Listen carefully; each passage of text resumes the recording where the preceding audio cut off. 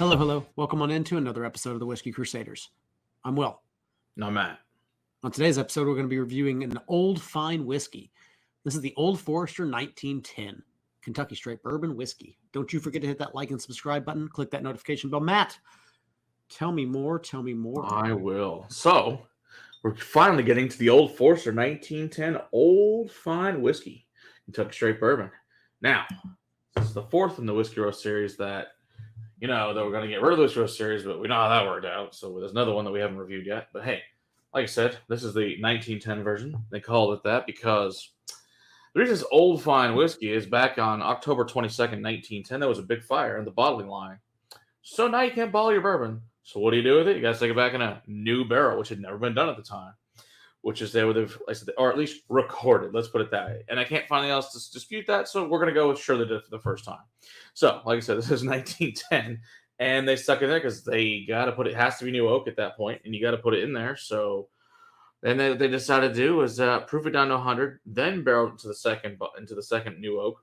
So now that's the concept back then. So what to recreate that whole fire thing? That's what they say. Take it down to 100 proof. They stick it in a new barrel with a lightly toasted but with a very heavy char that's almost incinerated.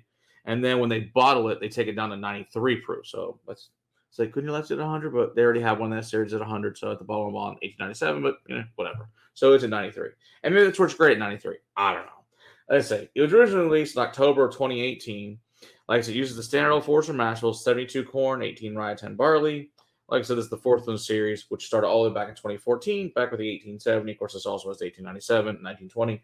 And of course, there's also now the new 1924, which we'll review at some point for you guys.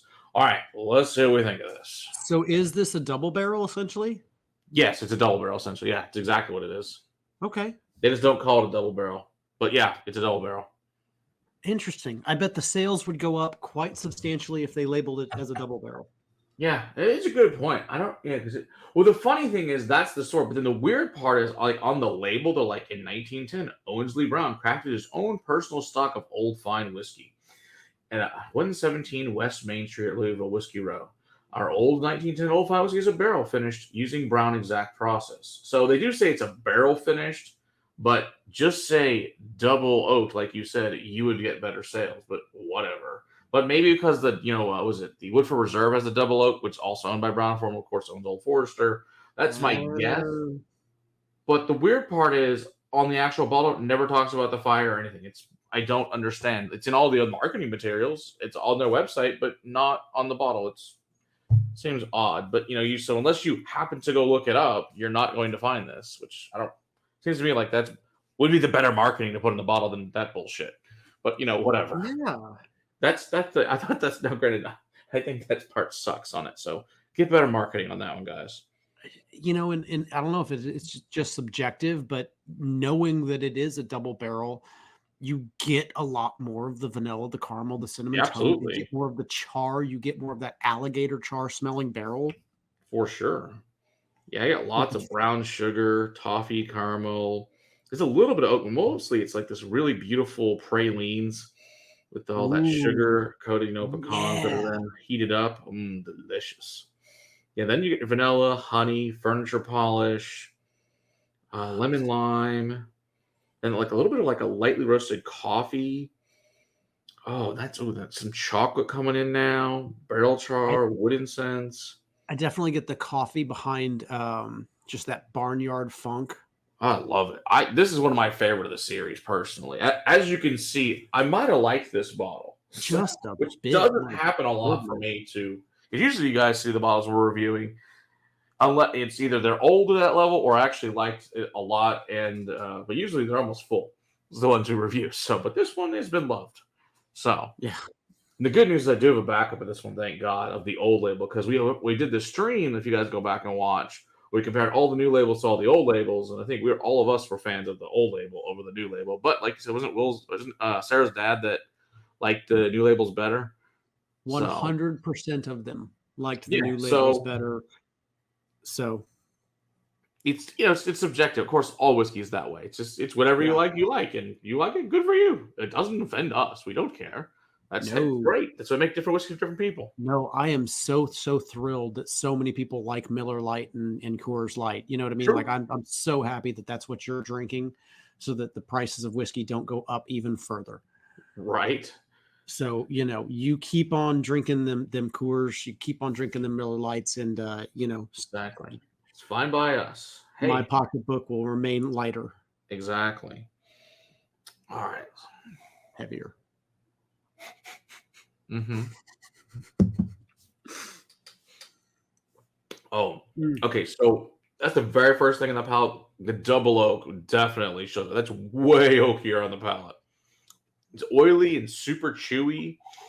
Heavy barrel char. That's more barrel char than the Long Branch we just drank. Oh God, yes. It doesn't have the smoke. Yeah. But the barrel char, chars the licking of a tree. It really is. That's very, very tannic, drying finish on your tongue, where it feels like you have like a tractor just scraping across your tongue, just like removing all these little bits. Like it's just it reminds me of the bits that are like in the Black Adder, that have the raw cask. It reminds me of that level of char. Yeah. It's heavy. Yeah, this is like burnt toast, burnt coffee. But then of course, your vanilla toasties. This is a marshmallows. S'more. Yeah, this is a s'more. This is a graham cracker, chocolate s'more, just toasty marshmallow. Yeah, burnt caramel. You may have even like burnt a little bit of the graham cracker crust. Yeah, I'd agree with that. Yeah, I got like that top of the creme brulee is in there. Leather, cigar wrapper. Yeah, no, I like that a lot. Now, you do need to like a little bit oakier things, so this is probably not going to be for you. So, but I really enjoy this product. I think it's quite nice, and it's a Texas bourbon lovers. This is going to be up your alley. If you love Texas bourbons, you're gonna love this product. I agree with that. Yeah, I think you're into Texas. So I think you're gonna like that nice oaky, charry. It reminds me too of like Lone Elm and the heaviness of their stuff. Yeah, and those older 15-gallon barrels that they had going on. Yep. But no, it's good. I thoroughly enjoy that, and said it's the old label. We'll eventually sometime do the new label for you guys, but like I said, we did the comparison stream, so watch that. So maybe in a few years we'll get to the new label. Yeah, we got a lot of whiskeys to go through, man. Yeah, it's not anytime soon. I can assure you of that. Don't forget to hit that like and subscribe button. Click that notification bell. We go live every Monday night, deep diving into a whiskey topic. Hang out with us there, or come hang out with us live at the castle. Book yourself a tasting. We have a Patreon page. Support us financially if you have the ability. But until next time, keep on crusading for better whiskey in your glass. Cheers.